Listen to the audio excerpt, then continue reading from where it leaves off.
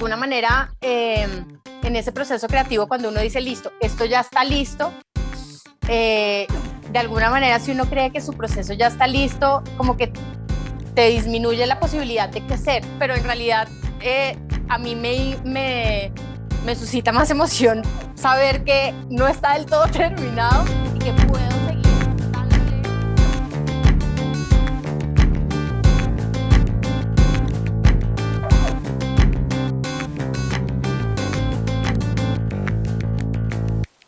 Estoy muy feliz de estar acá y de empezar otra vez como con los eventos presenciales.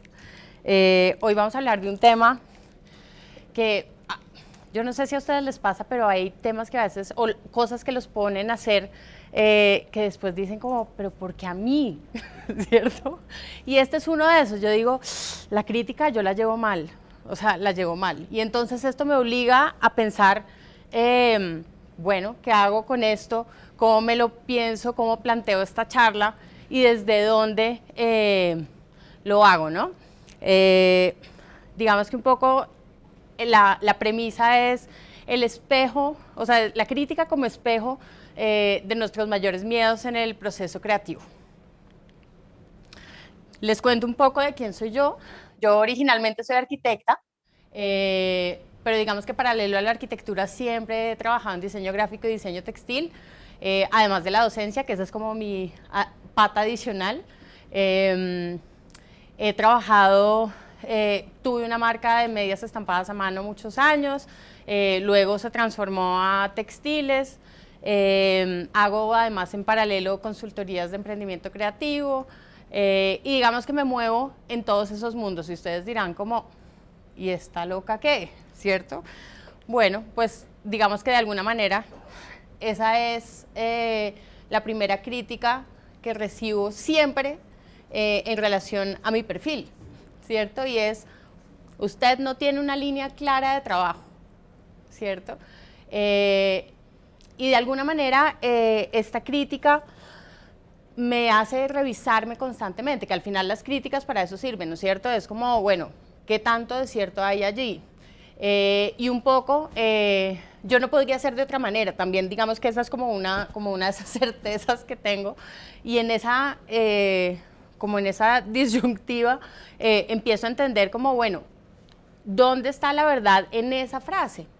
Y si esa frase, pues, ¿qué pasa con esa frase? Es decir, usted no tiene una línea clara, ¿qué implica? ¿Cierto? Implica que yo no tenga una definición, que no sea buena en lo que hago, en todas las cosas que hago, o cómo conecto las cosas que hago, ¿no? Que parecieran como cosas muy distantes. Digamos que un poco, vuelvo a esta diapositiva que es hablando un poco de la práctica creativa, y es que la práctica creativa todos los días nos levantamos a hacer cosas que no sabemos hacer. De alguna manera siempre estamos inventando y solucionando situaciones que no habíamos pensado antes y a los que nos estamos enfrentando. Y le estamos dando un lugar pues que no existía a esa creación, independientemente de lo que sea, arquitectura, textiles, diseño, la clase, una conferencia, no existía en el espacio, ¿cierto? Entonces, en ese escenario, pues digamos que en ese mundo de la práctica creativa, digamos que la incertidumbre es el rey, ¿no es cierto? Entonces, ¿qué me pongo a hacer? Y digamos que esto también me he dado cuenta y es, bueno, ¿cómo conecto los puntos? ¿Cierto? ¿Cómo conecto los elementos que determinan qué hago yo, qué le da sentido a mi práctica creativa? Y entonces empiezo a entender que mi universo, digamos, enriquecido, ama a las personas, ama conectarse con la gente, con gente distinta, me gusta aprender cosas nuevas, me gustan las técnicas, ¿no? Como todo lo manual me encanta, pero también por otro lado me gusta leer, me gusta meterme en proyectos y ojalá más distintos entre ellos, digamos que me seduce mucho la idea de amplificar el espacio creativo.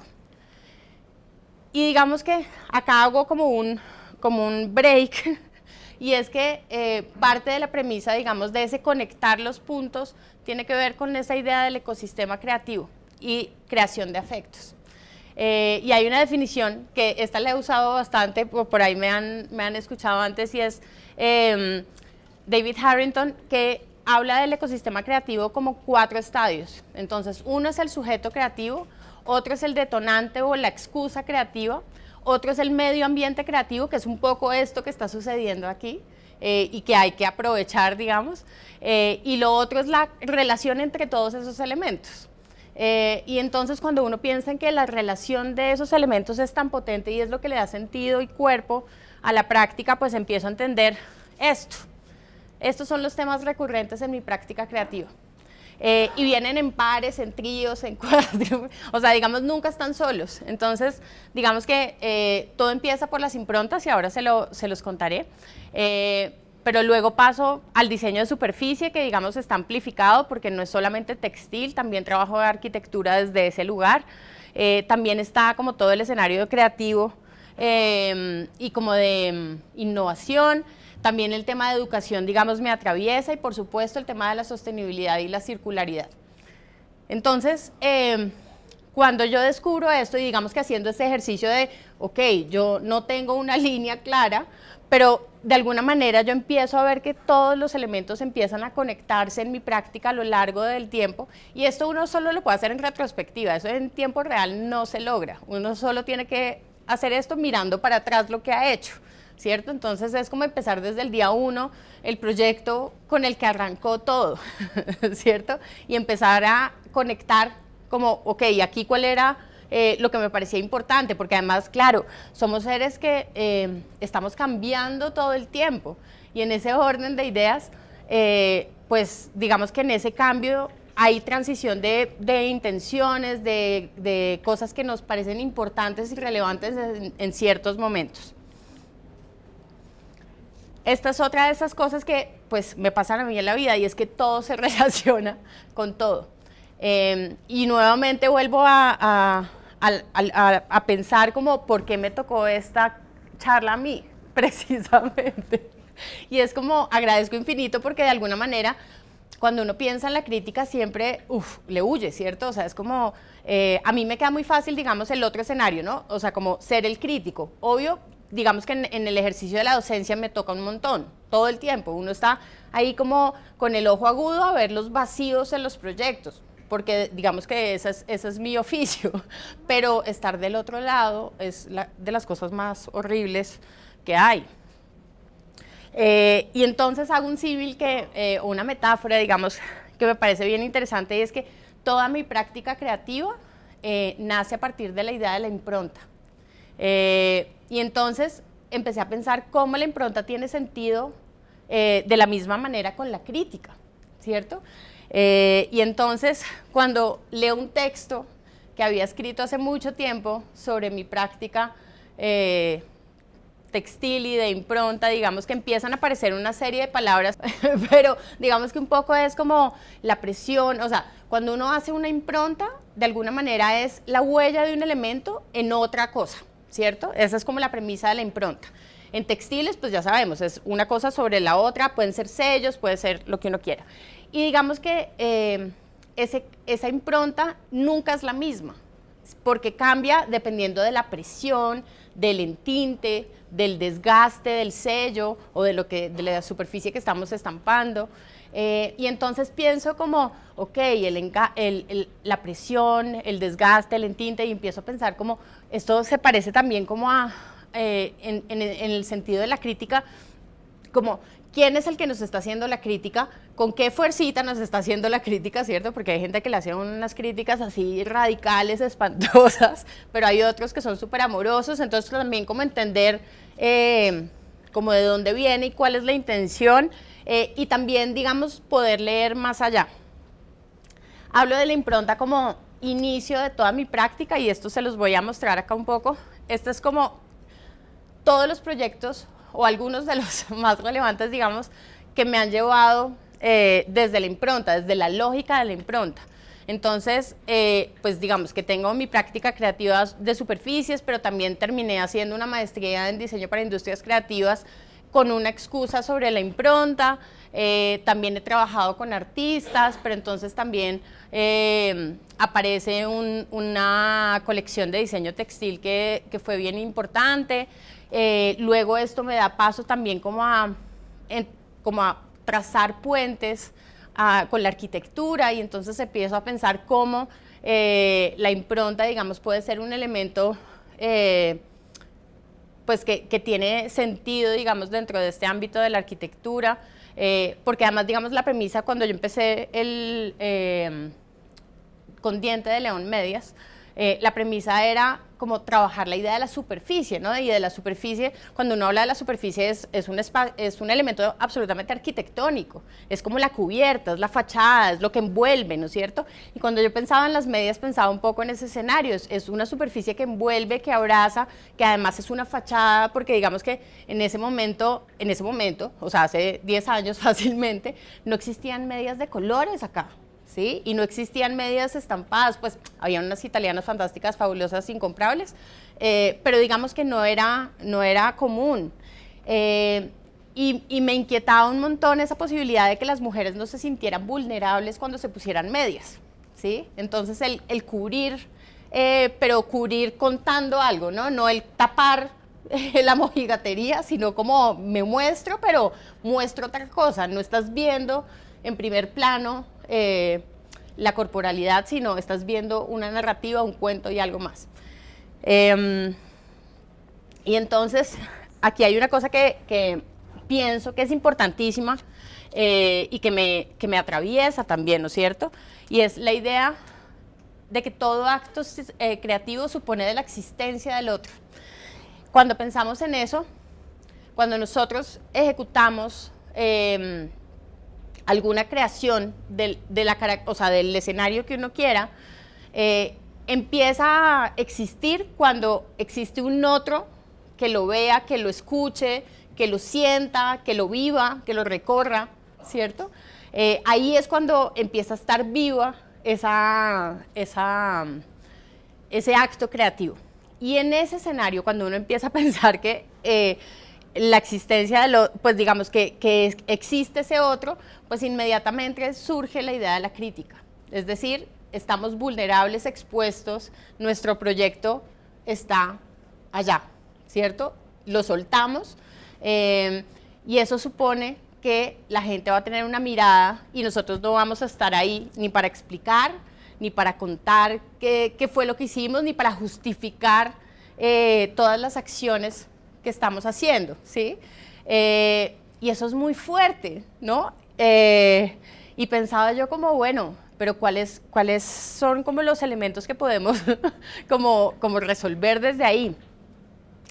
Ahí hay un tema y es que, digamos que definir que algo está mal, por un lado, yo tengo pues, es decir, como que yo no pienso que las cosas puedan estar bien o mal necesariamente, o sea, yo no lo puedo poner en esos términos. Cuando tú me dices, listo, es que hay muchas críticas, pueden ser muchas las razones de la crítica, pueden ser temas personales, ¿sí? Que es que les caíste gordo, o les caes gordo desde siempre, o es que escribiste alguna vez una cosa sobre alguien que no gustó, ¿sí? Puede ser una falla en el texto, pero normalmente cuando hay fallas en el texto la gente no critica públicamente en esos términos. Probablemente te lo hacen ver desde otro lugar, o sea, porque es como una mirada más académica, como de estructura, digamos, de lo que escribiste. Si la gente no está de acuerdo, no quiere decir que esté mal, ¿sí? Entonces, digamos que ahí empieza uno a ver como, ok, hay un montón de miradas y de reacciones frente a ese acto creativo que uno tiene, ¿no es cierto?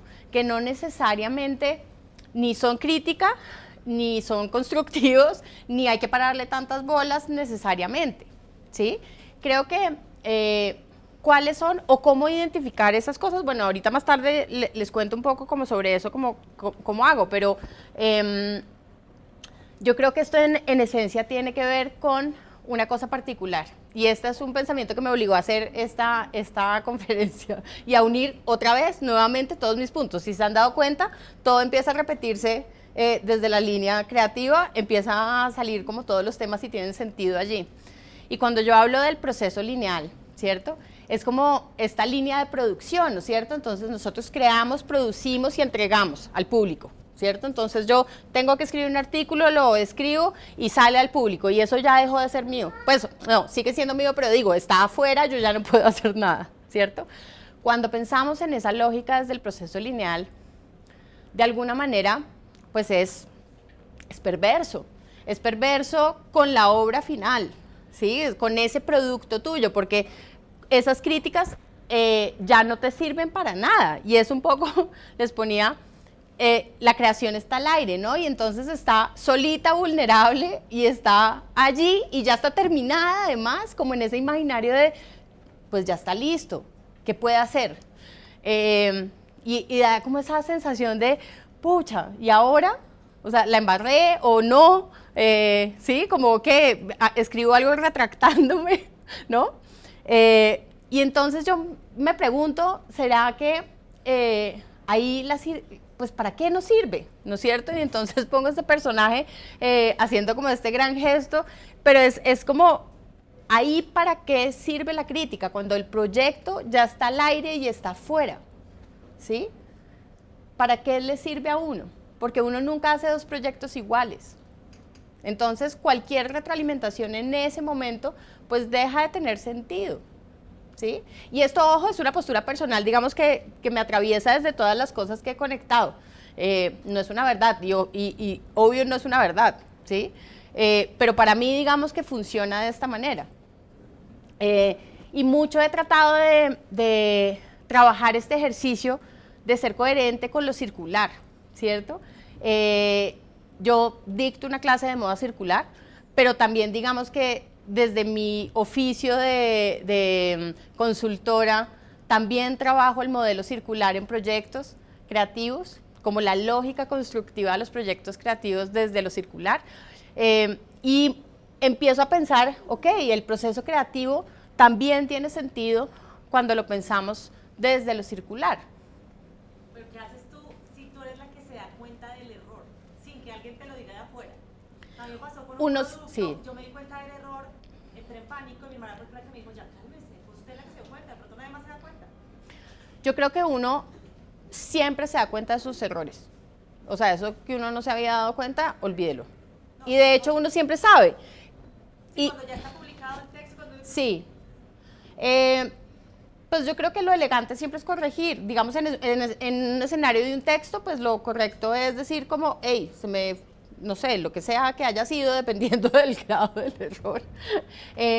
Pues ahora, ¿a qué llamamos un error? ¿Un error de transcripción o un error de concepto? O, ¿sí? O me faltó investigación, no sé. ¿Sí? Digamos que ahí también empieza uno como a identificar en su proceso dónde está la parte débil.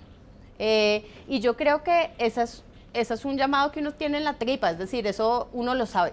Y por eso, digamos que la charla se llamaba como, la crítica es un espejo de los peores miedos o de los miedos, digamos, más profundos del proceso creativo. Y es que la crítica es como la voz en alto, ¿cierto? De esas cosas que uno se repite en la cabeza y que uno sabe que está fallando allí y que esto debió haber hecho más y que por aquí es como la parte más débil del proyecto, tal cual, ¿sí? Pero entonces a veces escucharse uno, pues porque claro, la voz de la cabeza también es demente y entonces también empieza la ansiedad a sacar otras cosas, pero digamos que cómo empezamos a identificar cómo esos llamados, digamos, previos en ese acto creativo, identificando dónde tengo yo mis vacíos, pueden empezar a fortalecerse previamente y no después. Yo creo que eso también es un tema de tiempo, ¿sí? Probablemente uno al principio saca la cosa y dice, uy, pucha, ¿no? La embarré ahí, o no. De pronto después uno con el tiempo también se da cuenta que no, ¿sí? Y un poco volviendo a esta idea del proceso circular, la premisa es muy clara y es incorporen los momentos de crítica dentro del proceso creativo, ¿sí? O sea, ese es como, eso tiene que ser parte fundamental del proceso creativo. ¿Cómo lo incorporamos? Pues digamos que un poco, esa es la gran pregunta, ¿cierto? Yo tengo 3 ideas allí que a mí me resultan importantes. Lo primero es como armen sus círculos de amor y de confianza, ¿sí? Gente en la que ustedes crean y confíen en el criterio y que les van a decir de frente lo que opinan, pero con criterio y argumentado, porque esto no es una cosa emocional. La crítica, si es emocional, no, pues digamos que empieza a perder sentido, ¿no es cierto? Entonces, ¿cómo empezamos a construir un ecosistema alrededor nuestro en el que nosotros podamos incorporar a estas personas en nuestro proceso? Lo otro es, nuestro proceso creativo es más largo que nuestro proyecto, ¿sí? Y en ese sentido, miren que yo estoy hablando de incorporar la crítica en el proceso creativo y no en el proyecto. Es distinto, porque esto implica un tema de largo aliento. Y ese largo aliento, digamos que estoy hablando de cómo ir mejorando en el tiempo, mejorando procesos, mejorando situaciones, mejorando maneras de resolver proyectos, situaciones, etcétera, etcétera, ¿sí? El proyecto, digamos que también uno puede incorporar momentos previos de crítica, pero digamos que yo estoy hablando de la práctica en general y es cómo empezamos a trabajar de la mano de gente en la que confiamos. Lo otro es, un poco hablando acá de la impronta, otra vez nuevamente, de la impronta, la fuerza, el entinte y el desgaste. Y es, identifiquen de dónde viene la crítica, ¿sí? ¿Qué carga emocional tiene esa persona que les está criticando? Porque no es lo mismo que a uno lo critique una persona a la que uno admira profundamente, a una que a uno ni siquiera conoce, ¿sí? Entonces, digamos que primero hay que aislar como ese sentimiento o entender qué impacto tiene en la crítica. Luego es también como lograr quitar la emocionalidad de esa crítica, es decir, lograr entender desde lo textual, sin segundas intenciones, sin tono, ¿sí? Como no poniéndole el lenguaje. En redes pasa un montón, que uno lee las cosas y uno las lee con la voz que tiene uno de crítica en su cabeza, ¿no es cierto? Y eso es horrible. Entonces, ¿cómo disminuimos, digamos, esa emoción y logramos entender realmente desde el texto, desde el significado de lo que está escribiendo, si eso tiene sentido para ustedes o no? Porque la crítica, digamos que no es una verdad, es la verdad del otro. Y la verdad del otro está sujeta a un contexto particular de esa persona, un conocimiento concreto de esa persona, un ambiente creativo en el que se desenvuelve, a un ambiente relacional, ¿sí? O sea, dependen de muchas cosas, ¿sí? Ese criterio de ese otro está expuesto a un montón de universos, como de ese espacio, de ese imaginario propio, que no necesariamente tiene que ver con lo que ustedes hicieron. Y digamos que acordarse del tema de la carga emocional que le pone uno y que le pone el otro. O sea, es decir, yo creo que por lo menos el 50% de la crítica uno la está cargando con su emoción. Y ahí voy a mi último espacio, y es de espejo-espejito, ¿cierto?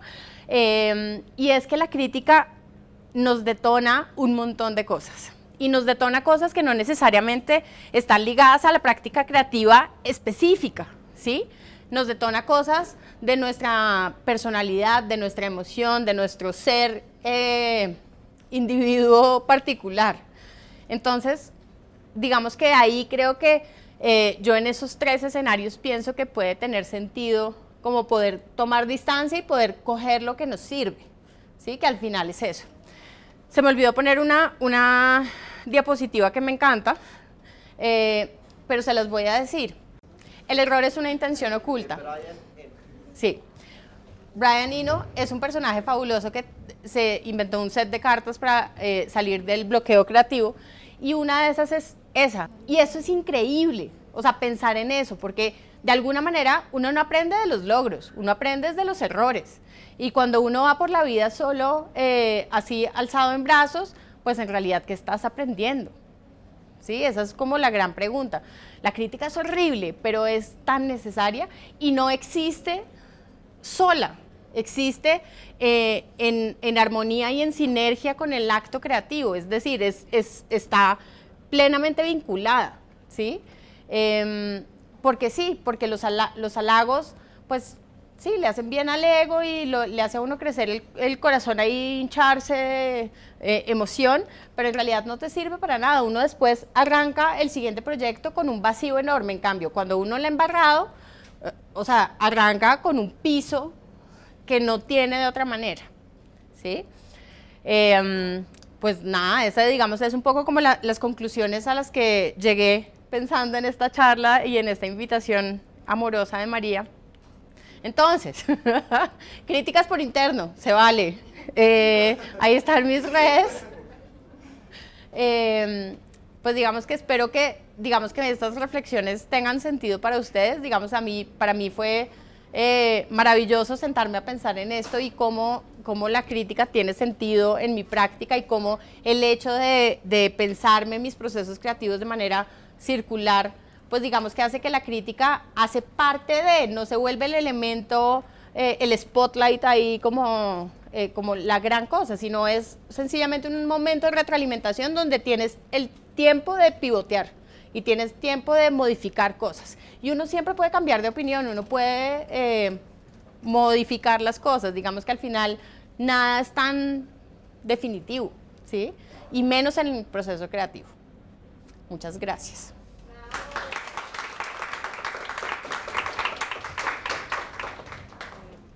Tenemos espacio para preguntas. También si alguien en Zoom quiere enviarnos una pregunta.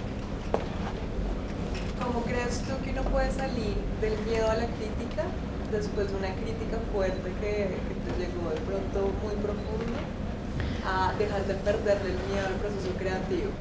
Yo creo que uno no le puede perder el miedo al proceso creativo. O sea, el miedo, en general, digamos en la biología, el miedo lo que hace es una alerta, ¿cierto? Y en el proceso creativo también es una alerta. Lo que no puedes impedirte, o sea, que te impida moverte, ¿cierto? Hasta ahí todo bien. Ahora, ¿cómo quitarle el miedo a una crítica? No se puede. Pues porque justamente eso también te obliga a pensarte todo antes de sacar tu proyecto al aire, a ser mucho más riguroso en el proyecto, haber escuchado otras críticas. Yo todavía tengo unas cosas que así me resuenan en la cabeza y me duele la tripa y todo, pero cada vez que las pienso más, son menos en relación a mi trabajo y son más en relación a cosas de la personalidad que me vibraron, como que resaltaron inseguridades que yo tengo, ¿sabes? Como que tienen más sentido con que resonaran en una cosa mía interna de terapia, ¿sí? que mi práctica creativa. Entonces, creo que sí hay que como tomar distancia y digamos que no reaccionar. Esa sí es como una regla de oro, no ser reactivo inmediatamente. Porque es que esa reacción normalmente uno es para defenderse, para justificarse, y pues no, o sea, hay que respirar y darle tiempo también a poder entender textualmente, sin el tono, sin la letra mayúscula, sin el fulano, el nombre de quien te criticó, y poder entender si eso de verdad, pues de repente tiene razón y uno dice, oiga, esta persona está viendo una cosa que yo no había visto, pues está bueno como incorporarlo. A veces no, uno también decide, digamos que eso también es lo maravilloso de la crítica, y es que ustedes tienen la capacidad de cantar y de discernir y decir, esto me sirve, esto no me sirve, ¿sí? Como que al final del día es eso, ¿sí? Pero pues quitarle el miedo, no, yo no le he quitado el miedo, es lo que les decía, o sea, que a mí me parece horrible y lo llevo mal. Entonces, bueno. Tenemos acá una pregunta de Zoom y es ¿qué libros recomiendas para procesos creativos o sobre procesos creativos? Bueno, yo ya les había dicho esto, yo soy muy mala con los nombres de las cosas, pero hay creo que no, ya me acordé, se llama, milagrosamente, se llama The Artist Way, y hagan de cuenta como una terapia de ejercicios en los que uno estimula su proceso creativo. Yo, por ejemplo, no he podido lograr terminarlo, pero es un ejercicio que tengo y cada tanto lo saco y vuelvo y hago o sea, como que vuelvo con la intención de arrancar y hacerlo. Pero siempre que he logrado pasar un poquito más de ese límite al que llegué la vez anterior, crezco. O sea, crezco en mi proceso creativo y me hace pensar otras cosas. Entonces creo que es como de esos libros maravillosos que no es como que te lo leíste y ya quedaste con todo en el cerebro, sino que es como que te obliga a estarte cuestionando todo el tiempo, que es lo que yo creo de la práctica creativa. No es una cosa estándar que uno ya pensó un día y la dejó así. No, está cambiando todo el tiempo, está burbujeando. Vamos a hacer prometido aquí el equipo se compromete a hacer una recopilación de libros sobre procesos creativos para el próximo mailing y se los compartimos. Por favor, si alguien tiene sugerencias o quiere aportar, nos puede escribir por Instagram o por Facebook o Esa es ahorita una nos súper dejan buena sus idea. datos y armamos un buen compilado de libros sobre creatividad y procesos creativos. Por aquí tenemos otra pregunta. Sí, sí. Dale. Yo quería preguntarte cómo ya en la práctica, cuando involucras a las personas en tu proceso creativo, porque yo suelo involucrarlas ya en la ejecución, ¿no? Como a ese círculo de personas que uno sabe que efectivamente van a aportar algo, pero se me hace muy curioso porque yo nunca las involucro en ese proceso creativo, digamos, en ese buscar de ideas, en ese investigar, que casi que es el 80% antes de la ejecución. ¿Cómo involucras a ese círculo en ese proceso creativo? Eso se llama co-creación y es maravilloso porque cuando uno le da el chance a otras personas de diferentes disciplinas de aportar desde su saber, enriquece la investigación. Porque digamos que nosotros como investigadores desde un lugar, digamos desde nuestro conocimiento particular e intereses, pues tenemos una manera de abordar el tema, pero cuando existen otros con una mirada distinta, pues aportan desde su disciplina y eso creo que es lo que enriquece ese momento. Y yo creo que digamos que lo que es chévere de la co-creación es que no es solo en un momento del proceso, es decir, como que nosotros tendemos a pensar que el proceso creativo tiene unos momentos definidos. Y en realidad, claro, uno les puede poner nombre, ¿no? Entonces, creación, producción, ejecución, gestión, circulación, sí, divulgación y circulación. Si quiere, le ponemos esos nombres. Pero cuando uno se da cuenta y cuando uno ha trabajado en esto, se da cuenta que todos arrancan al mismo tiempo. No es lineal, nuevamente, no es lineal. Entonces, cuando pensamos en este círculo donde todo empieza a arrancar al mismo tiempo, solo que tiene temporalidades distintas y empiezan a tener elementos en que afectan, decisiones que se afectan mutuamente, pues digamos que ahí es mucho más interesante. Entonces, digamos que la invitación es como, piensa no en el momentico, sino piensa en lo completo, cómo diferentes perfiles pueden enriquecer todo el proceso. ¿Sí? De repente hay unos momentos en los que hay unos valles que de pronto no hay tanta posibilidad de que aporten, pero digamos que sí es como empezar a entender esos ciclos. Vale.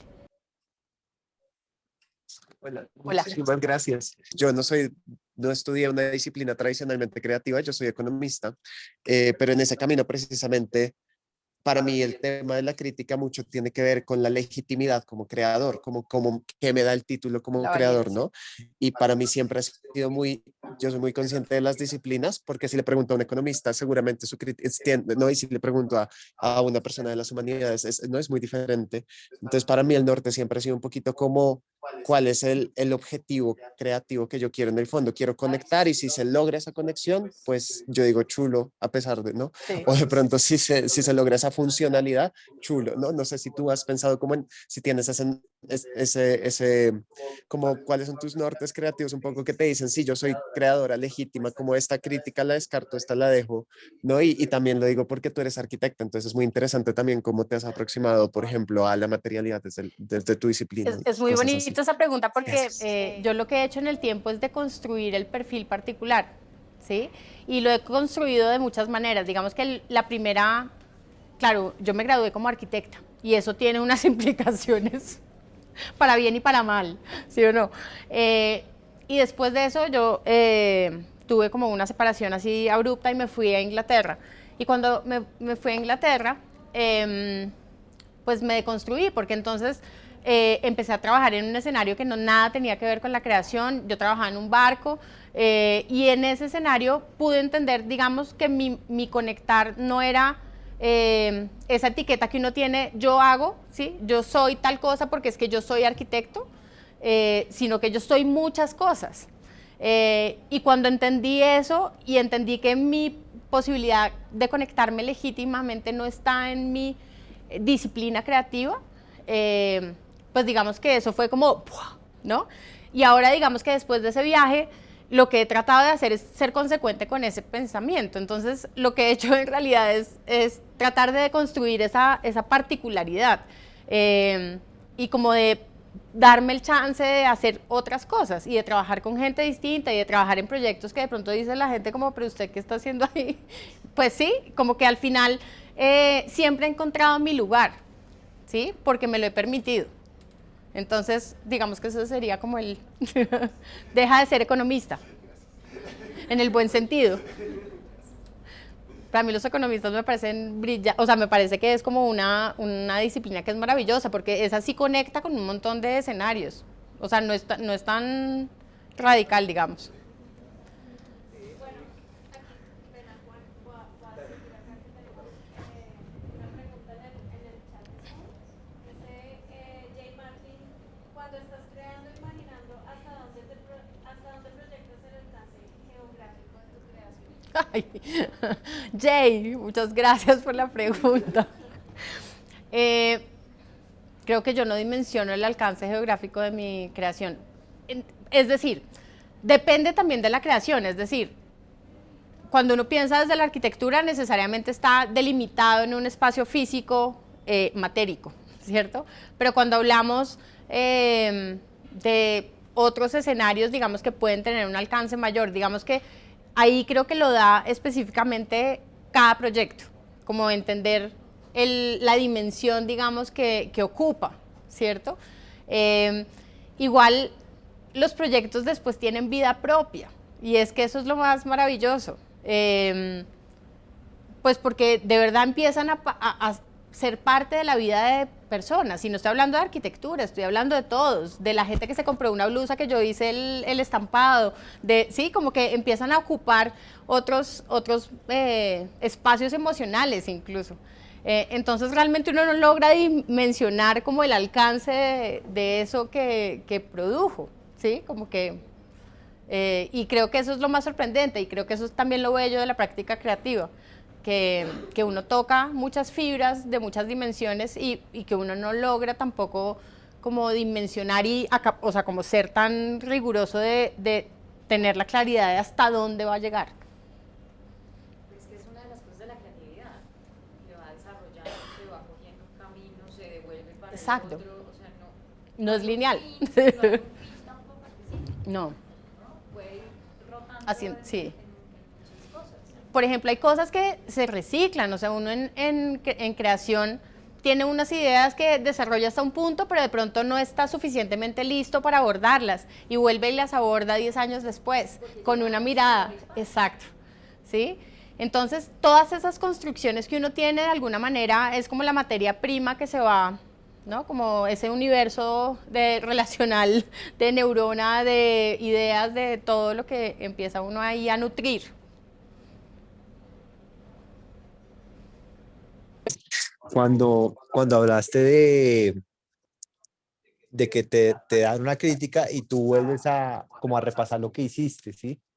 Porque pues uno puede caer en el error de volver a como sobreeditar, le digo yo, como volver y tú te puede pasar en diseño o puede ser en cualquier trabajo, en economía un trabajo, revisarlo y revisarlo y te quedas ahí, y vuelves ahí y te quedaste ahí y nunca lo sacas porque te quedas revisándolo. Entonces, ¿cómo manejar eso? Porque te quedas ahí dándolo y al final como que te quedas en la edición de la edición y un trabajo siempre va a ser susceptible de edición. Entonces, Y de mejora y de todo.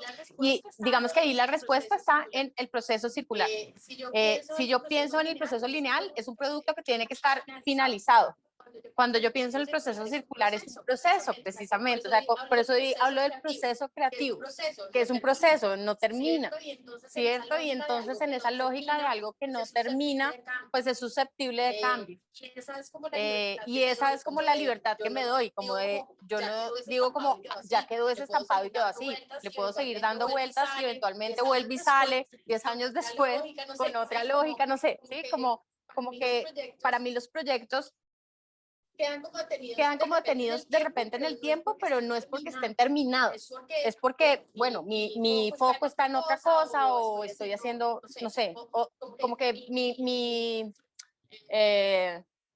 como que mi intención está en otro lugar, pero de alguna manera, por eso digo como que cada cosa que uno hace se vuelve materia prima. Entonces, si esto no está terminado del todo, pues porque la idea de terminar un proyecto creativo, pues no, pues para mí no tiene sentido. Entre otras, porque también siento que de alguna manera en ese proceso creativo, cuando uno dice, listo, esto ya está listo, de alguna manera, si uno cree que su proceso ya está listo, como que te disminuye la posibilidad de crecer. ¿Sí me explico? Es como que de alguna manera, si uno piensa que esto ya quedó así, no sé, es como un golpecito al ego de sí, todo bien, pero en realidad a mí me suscita más emoción saber que no está del todo terminado y que puedo seguir dándole a ese producto. ¿Sí? También a veces aceptar la etapa en la que uno está en el Exacto. momento, porque uno empieza hoy, pues, Sí. por ejemplo, algo que hice hace mucho tiempo, y uno siempre dice, pero esto no está tan bien, o esto lo hubiera grabado así, o esto, y al final es difícil como decir, bueno, en ese momento eso era lo que hice con lo que tenía, Exacto. o en ese momento estaba bien, y dejarlo ir también. Exacto. Y a veces hay, como si te pasa que algunas cosas que de pronto revisen y dicen, uy, no, esto me hace feliz, o sea, siento que es por sí. Bien, pero si no llega a fue así. No, siempre hay algo. Sí. Sí. Sí, lo que pasa es que yo creo que también cuando uno, sobre todo cuando uno trabaja para alguien, digamos que uno tiene que cumplir como unas determinantes de esa creación, ¿sí? El requerimiento. En mi opinión, uno siempre debe dar un poquito más del requerimiento, ¿sí? Pero de todas maneras, ese requerimiento probablemente no necesariamente, o sea, una cosa es lo que el cliente le pide y uno necesita y uno articula para que eso funcione, y otra cosa es lo que uno se imagina que es la perfección de algo, ¿cierto? Y no necesariamente están alineados. Entonces, digamos que en ese espacio, pues pienso que siempre hay espacio para pensárselo desde otro lugar, para pensarlo o mejorarlo. Sí, es que mejorar no es la palabra, porque esto no es una cosa evolutiva, ¿sí? Cambiar, modificar. Exacto, exactamente. Bueno, muchas gracias. Un aplauso para Claudia. Bueno, gracias a ustedes.